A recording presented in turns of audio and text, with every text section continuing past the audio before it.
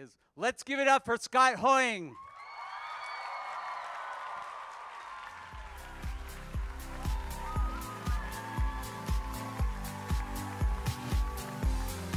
Thank you. Thank you, guys. Oh my gosh. Wow. You know what? This is crazy because I was there at the beginning, you know, and just to go back and refresh you guys' memory. So Nick Lachey was the host of the Sing-Off, and he gave me tickets to go one night. And I went with my friend Krista. And Edward, where are you? Edward's mother. Where are you, Edward? There he is. So Krista and I are sitting there. These guys belt out their first song, and I looked at her. I said, they're going to win. They're going to win. It was the night before the finals. The next night I went in, and I was sitting in a seat where I could actually see each camera.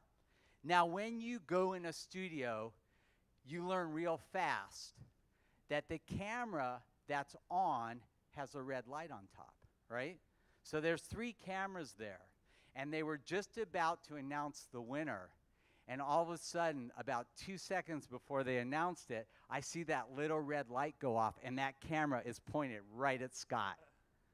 And the second they won, it went crazy. It was wild. It was wild. I didn't know that story. I didn't tell you that? You never told me that, yeah. Yeah. I knew, probably 10 seconds before you knew. Well, I knew when I first heard you sing, but I knew for sure that you won 10 seconds before they announced it. So that was 2012? 11. 11. Oh, my gosh. Wild.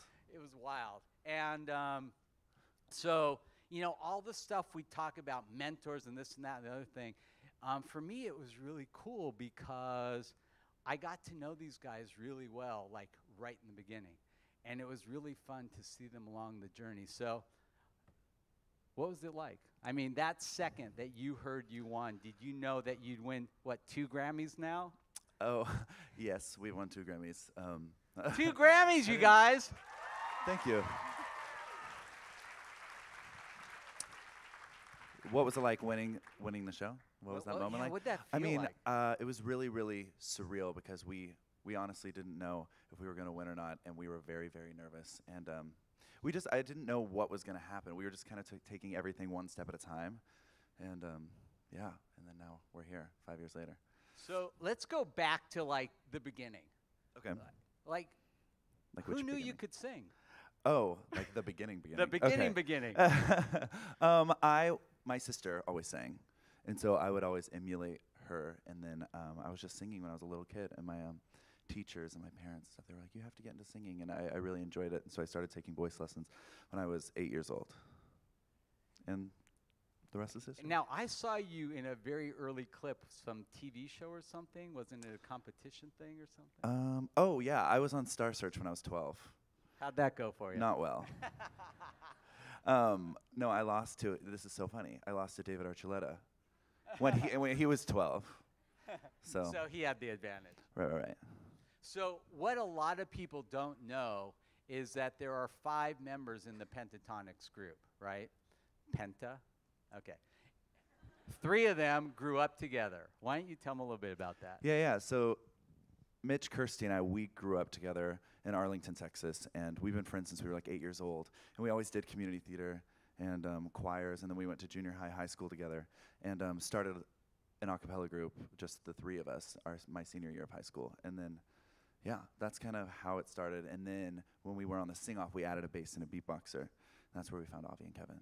Tell them how you found Avi and Kevin, because especially how you found Kevin, I think, is really incredible. Right. Well, Avi we found through a mutual friend that I met in college. But then Kevin, we just didn't know where to find a beatboxer.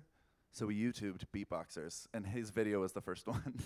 And so we were like, awesome. And we wrote him on YouTube, the YouTube message thing. And he was like, sure, I'll audition for the show with you if you fly me out. So I called my mom, and I was like, can you pay for him to fly out? And she was like, absolutely not. And so I had to split it with my friend, and then ended up paying him back. Yeah. Connie said no to you? I can't know. believe that. Well, at this point, I had tried out for American Idol 3 times and The Voice and X Factor and everything, and I hadn't made any of them. So I think she was thinking like, oh, those reality shows aren't for you. Maybe I don't want to let you know what I mean? But yeah, no, she believes in me. But yeah.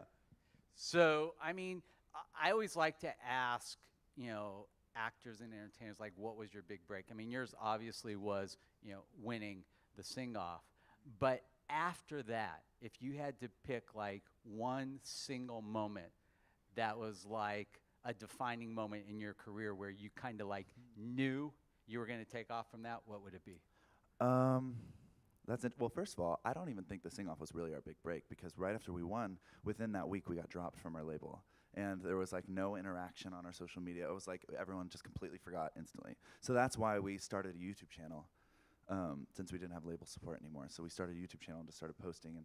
And the viral videos are what kind of, I think, really got us our break. And I would say the defining moment of our career would be Daft Punk's success. It just like went very... Tell them how many hits you got. This is amazing. I think it's at 200 million now or something. It's 200 million hits. Which was completely surreal. And I think that, there was a lot of viral videos that kind of helped us get to where we are, but that one is what made our subscriber count like launch. And then, yeah, it was just crazy from then on. Yeah. And for me, it was so much fun because here I meet these guys, and I just knew deep in my bones that they had so much potential. But it's tough. I mean, even though, you win a big show like the Sing-Off, it's kind of like, what's next? Fortunately, I'm really well connected with a lot of different people, and so I brought them over to my entertainment attorney where they got a whole new contract, they got a great music agent, and then they just started exploding and exploding. And it was just like every time they did something phenomenal, and you think like, what's next? It's like, oh yeah, we just won a Grammy. He sends me a text, we won. It's crazy, it's crazy. So what's the next big thing for you guys? The next big thing, I think we need to have like a radio hit, like a single. Because we had a really successful album, and the Grammys was incredible, and like a bunch of exciting things have happened. But you don't really break into extreme mainstream success until you have like a hit song, and that's very hard to do because it's crazy. Like you'll go through the Spotify like songs that have come out this week, and there will be like 30 new singles by all major artists, and it's just having that one that breaks through is tough. So right now, they are the most successful group at their record label, which is a big label. Yeah. And it's a huge label. Yeah, and the funny thing is, like, in the beginning, I used to sit in, I would listen to kind of their brainstorming sessions and this and that. And, this morning we're talking about, your biggest limit is you. And the self-talk and talking. And I'm sitting here and I'm listening to these guys, and they kept pigeonholing themselves as an a cappella group. But yeah, but we're a cappella. And I kept saying, Scott, people don't care if you're a cappella or not a cappella. What they care about is if they like you or they don't like you. And most people don't even know if you're a cappella or not a cappella. And as they started to actually start acting that way, they grew bigger and bigger and bigger. And he's right. As soon as these guys get their first really, really big radio hit, they'll be untouchable. I mean, seriously, they'll be able to put out pretty much anything they want. And you and Mitch are doing something really cool now with your Superfruits. Oh yeah, Mitch and I, he's the little tenor boy in our band. Him and I, we started a vlog channel on the side where we just like play games and YouTubers like Tyler Oakley and all that. It's that vibe, just to connect our personalities with fans more outside of the music. And then tell them about the TV opportunity that's coming.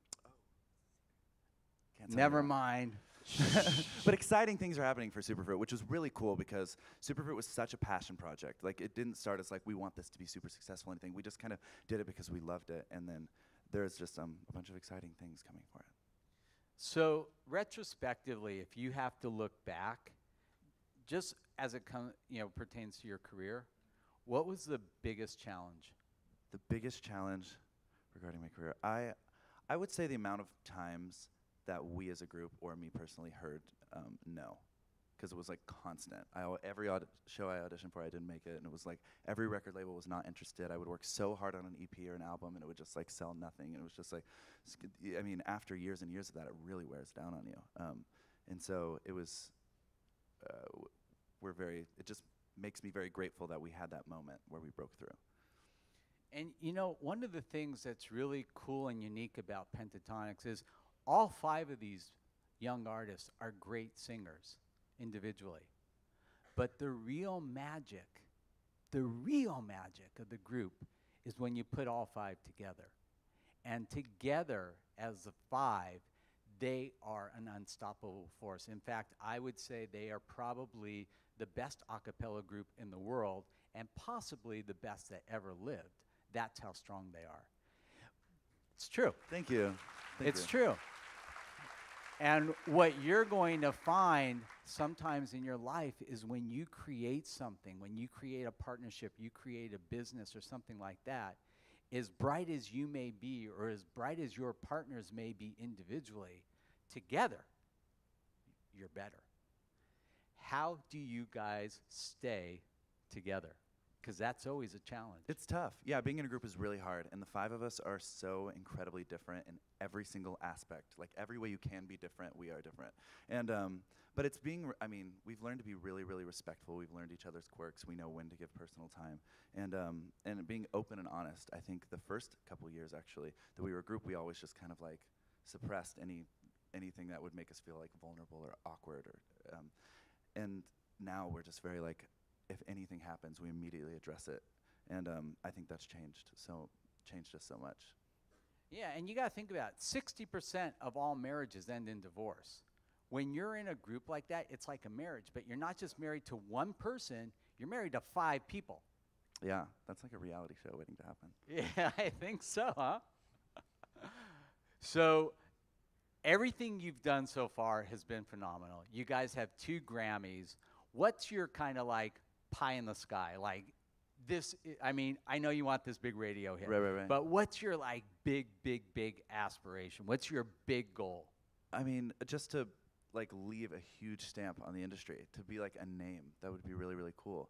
I mean, growing up, all these major artists, and I mean, like I'm obsessed with Beyonce. Like I just want to be that for people and inspire people, and yeah.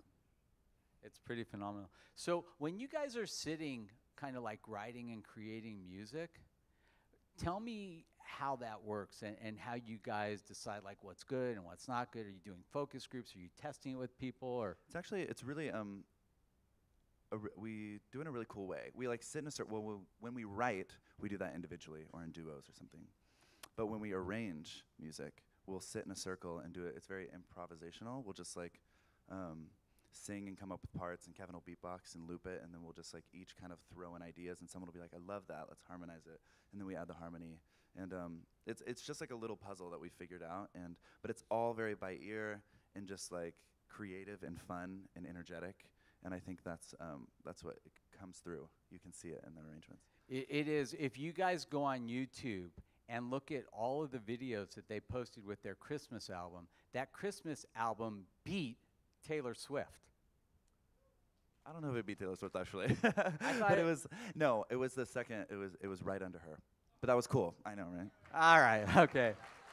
But it was the number 4 selling album of the whole year, which was really cool. But the thing that was really cool is if you look at every single one of those videos, they were completely different with completely different antics in them and this and that. I mean, it's so cool. Go tonight or when you have time, go on YouTube and look at the songs on their Christmas album. What was the biggest hit? Mary Did You Know? Mary Did You Know was our big Have Christmas any song. of you guys heard that one? Whoa. Thanks, guys. I actually, the first time I heard that, I was driving in my car. I had to pull over, and I had tears in my eyes. It was that beautiful. It really was. So here you are. You guys are now what? You're touring the world. How many countries have you played in now? Oh, man. I'm not sure. A lot of countries. Tell them what it's like with the bus and all that stuff, because that's kind of cool. Oh, too. yeah. We have a tour bus, and there's 12 bunks on it, so we all sleep on the tour bus, and then we wake up in the new city, which is great because it takes away like the tedium of traveling, because you're just like not waiting around. You just wake up and you're there. And it's actually pretty cozy. It's kind of a little coffin-like, but it's like I fall right asleep. Usually when you're that exhausted, you do. True. Okay, I know that Scott's going on the road. They're leaving tomorrow. They're going to go to New York. So what we'll do is let's just take 5 questions really quick from you guys. And I know he said, I don't know if I'm going to sing or not sing, but in case you get inspired, we do have a little piano here. I knew that was coming. Any questions? Stand up, please, and yell really loud.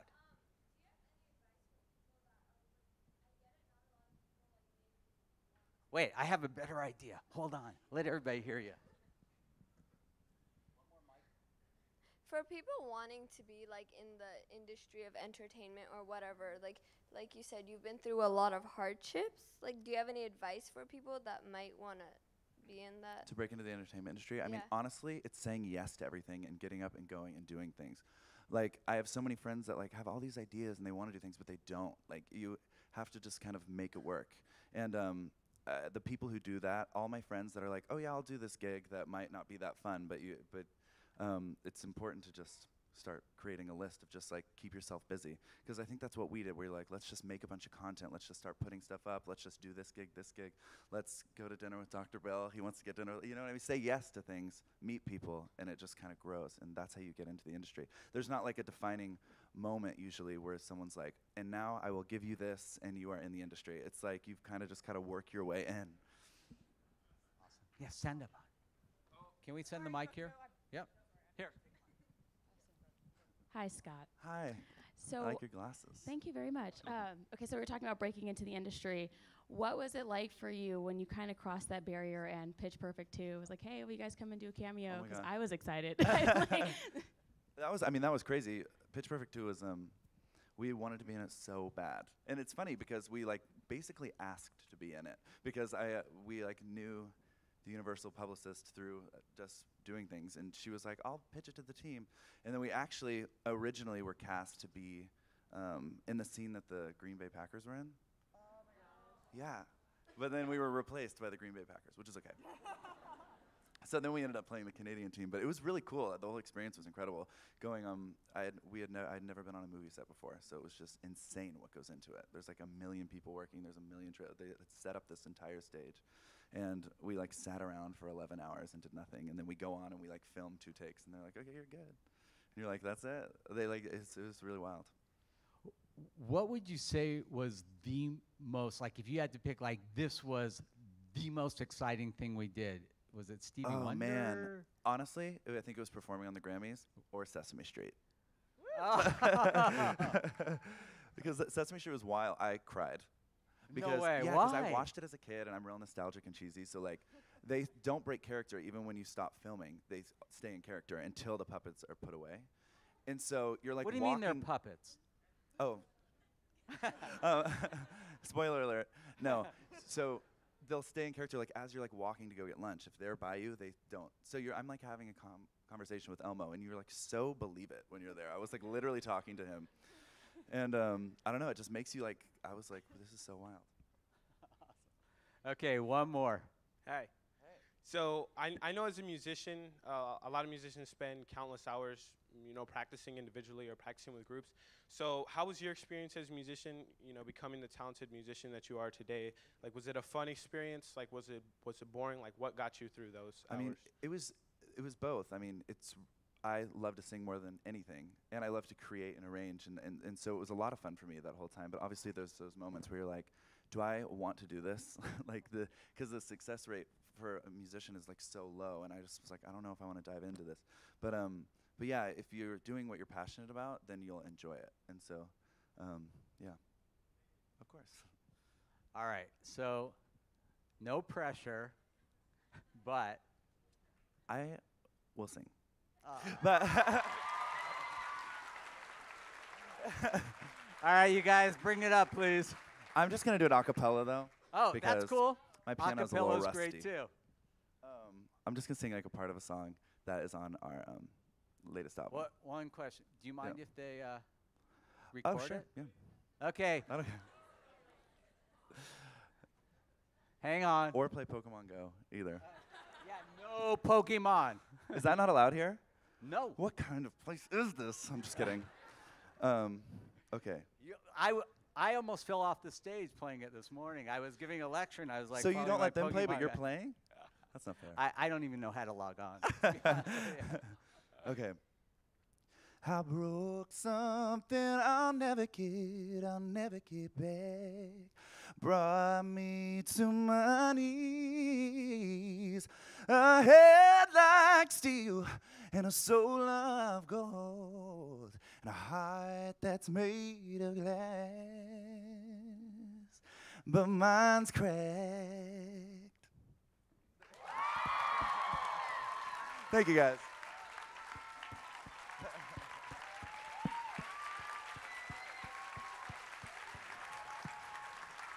Thank you.